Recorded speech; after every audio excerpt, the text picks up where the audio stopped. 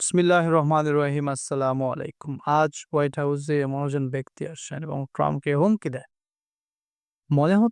প্রথম হচ্ছে NATO, Europe এবং রাশিয়া একসাথে মিলে মিটিং করতে যাচ্ছে, গোল টেবিলে বৈঠক হতে যাচ্ছে খুব শীঘ্রই। কারণ পরিস্থিতি এতটা ভালো ঠেকতেছে না। মেইন পয়েন্ট হচ্ছে নেটো চিফ আজ হোয়াইট হাউসে আসেন ডোনাল্ড ট্রাম্পের সাথে মিটিং করার জন্য। যে ট্রাম্পকে বোঝানোর চেষ্টা করতেছে যে, "ট্রাম্প বাবু, তুমি রেড লাইন ক্রস করতেছো। পরিস্থিতি খুব ঘোলাটে হতে যাচ্ছে। কিছু বলা যাচ্ছে না। হয়তোবা ইউক্রেনের স্বাধীনতা আমাদের হাত থেকে চলে যাবে।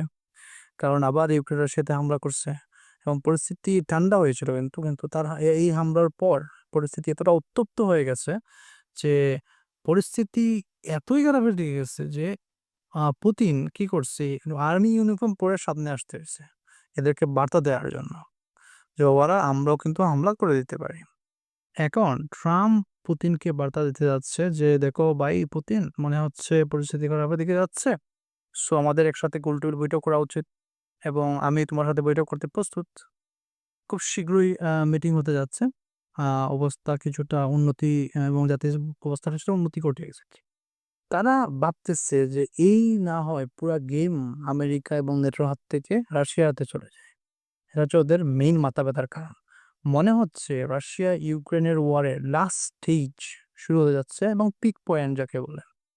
হোয়াইট হাউসে নেটো চিফ আসেন কারণ ট্রাম্পকে নেটো থেকে বেরিয়ে যেতে কিন্তু বেশ কিছুদিন ধরে কথা বলতেছে ট্রাম্প যে আমরা নেটো থেকে বেরিয়ে যাব। এবং ইউক্রেন কিন্তু যুদ্ধ চলতেছে নেটো এবং ইউক্রেন একসাথে কিন্তু হামলা করেছে রাশিয়ার উপরে। এখানে শুধু ইউক্রেন যুদ্ধ করতেছে এটা চিন্তা করাটাও ভুল হবে। এবং প্রশ্ন হচ্ছে যে চিপ কেন ট্রাম্পের সাথে কথা বলতে আসলো?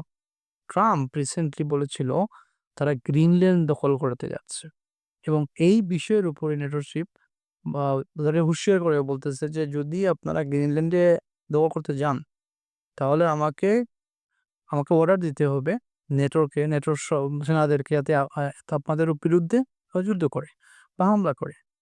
কারণ যেহেতু নেটোর আর রুলস রয়েছে এগুলো, সো হামলা করে দিতে পারে। এর উত্তরটা ছিল খুব মজার। ট্রাম্প বলতেছে যে, "এই চিপ, তুমি দেখো নেটোর সবচেয়ে বেশি টাকা দেয় কে? আমেরিকা।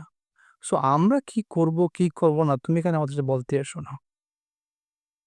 ঠিক আছে? এবং এই চিপ বলতেছে যদি আপনি আমাদের কাছ থেকে সরে যান বা বেরিয়ে আসেন তাহলে কিন্তু রাশিয়া আমাদের ছেড়ে কথা বলবে না।